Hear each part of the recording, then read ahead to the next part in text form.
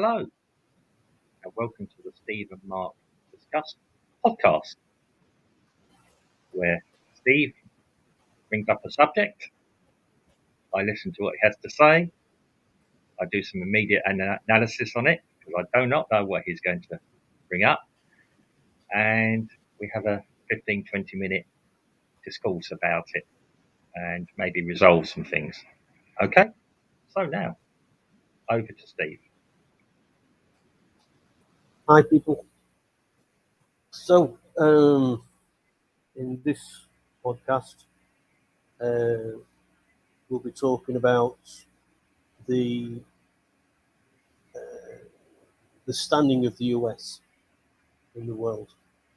A few podcasts ago, we were on about the global village, and one of the neighbors was making a noise in the house. And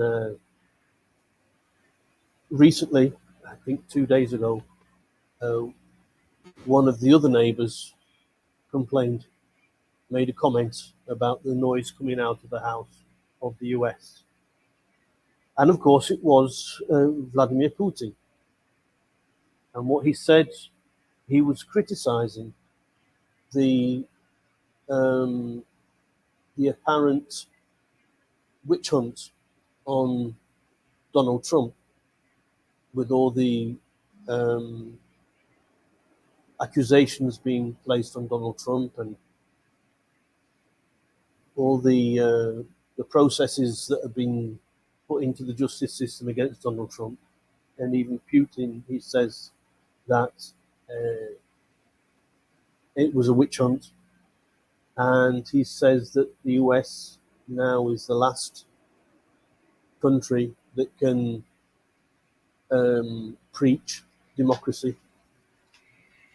And his quote was, "The US demonstrates what they called in the Soviet times the bestial scowl of imperialism," is what he said about the US. Now, you could argue that, as Russia is, of course, on the other side of the playing field as the US in general terms, that what Putin was saying, you'd expect it to come from him.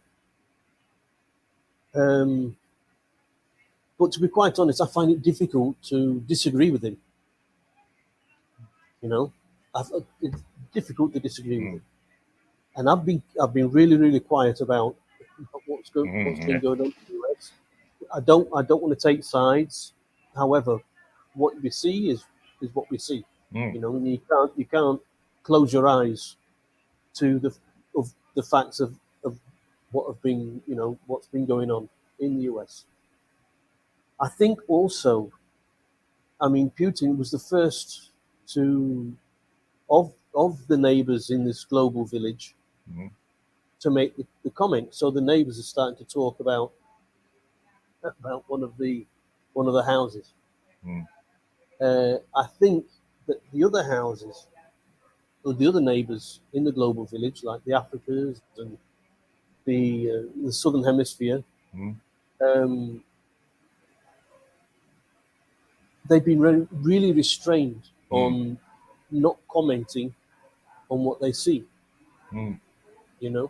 So instead of being outright and saying what they really think, they prefer to almost turn their back on the US, so they can do their own thing. Now that they've got the BRICS in place, now even at the G20 meeting recently, they said the general consensus was that whilst India and China left the G20 rather successfully, that the US basically was left sucking its thumb. It was being pushed to the sidelines. Let's just put it like that. Of course, some African nations have stated that they prefer to go to one side rather than the other, which for me I think is a mistake, because you never know what's going to happen tomorrow, and you can never. If you turn your back on one, and tomorrow this person you turn your back on becomes the leader again, they could make your life a misery. They could exploit it. And so, sort of to put it all into a nutshell, I think that the US is losing its grip, and many commentators out there are saying that there is going to be a new world order. There'll be a new way of doing things in the world when you talk about the economy and how things are going to be run in this world. There you go. Well, okay. Well, certainly interesting. We were talking about the transitions of power basis that happens every so often globally. I mean, throughout 2,000 odd years or even longer, the Romans, the Greeks, the Romans, etc. The Constantine Empire, everything. Yeah, there's transition. It always happens. We're all still here. We're still developed as a civilization, a culture. Go back a bit, go forward, whatever.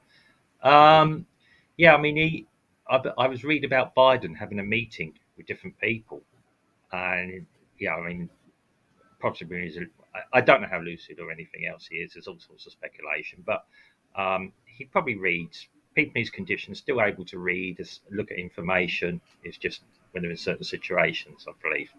And he said, well, there's going to be a transition. Whether that it could, we're all believing it's China. It might not be China. China, we have spoken about, have got their own issues. It could be another force. We look at. Well, I don't think the WEF alone is capable of doing it. No. But for example, an organisation such as that or something else. I mean, maybe the next world order is one where there are two polar axes.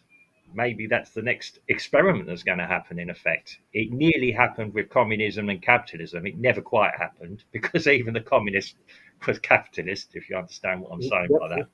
Yeah, I mean, we've all got to make money. Yeah. I mean, there's certain points we need material things to survive. It is a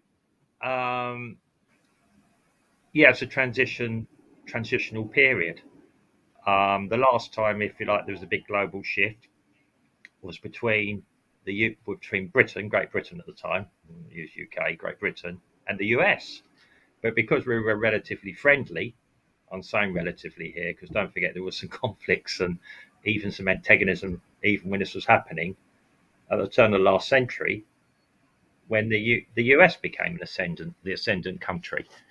Again, they probably all but destroyed the UK. Probably during the Second World War. I believe I saw a video about this the other day, and I've never thought about this. When in order to give help to the UK, one of the conditions is that the UK, or Britain at the time, start winding down its empire. Now, I don't know how true this is, and I've not done research, and I've only just thought of it. So if somebody wants to contradict me down below in the comments, please do so, because I'm speaking without actually doing the correct research on this, because it came up and I didn't expect it. I was going to research it. I had it actually done on some notes to do some research for another time. Again, that's an interesting theory.